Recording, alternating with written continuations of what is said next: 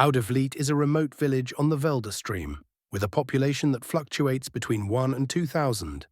When you come out of the northern dark forest in winter, the glowing windows greet you like fallen stars.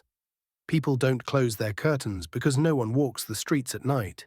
And if a passerby does happen to come by, they always see the same scene: a family sitting cozily in front of the television, and the father of the house snoring with his head tilted back. He fell asleep during the evening news. The inhabitants are shy but form a tight-knit community.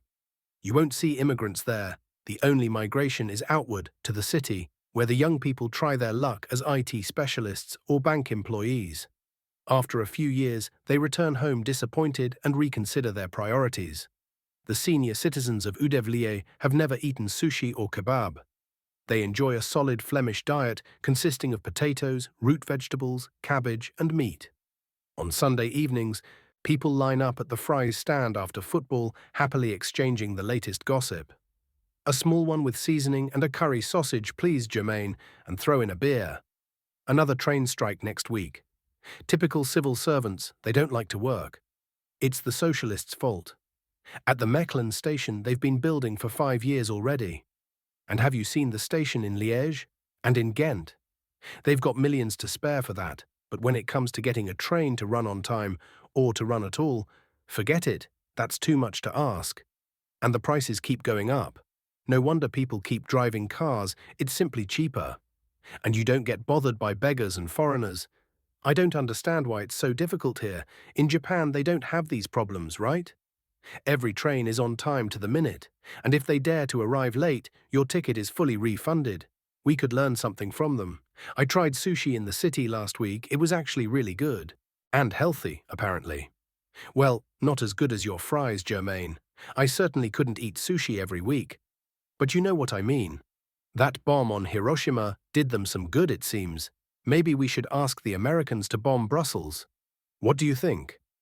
In this picturesque village, Joren and Jens Peters were born one day apart, on the 3rd and 4th of April 1992.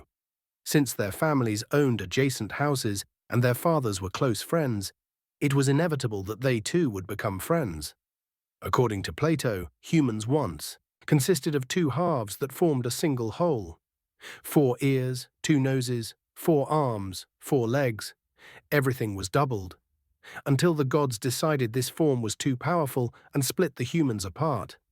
Ever since, we all search for our other half.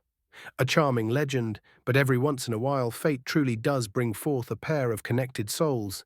Joren and Jens formed a single whole, like 2 quantum particles entangled across light years. Joren was 11 and sitting at the breakfast table with his father, Frank. Brother Colin, Joren's border collie, lay in his basket. It was a small, dark kitchen that always smelled of coffee or soup. Normally, his father left for the office at 6, but this morning was different because it was carnival. Joren was laying out his Pokémon cards on the table while shoveling down a bowl of cereal. He had recently learned to drink coffee, a full cup of milk with a splash of coffee. On his yellow pajamas was a Pikachu with lightning bolts. Frank looked up from his newspaper. "Is your astronaut suit ready?"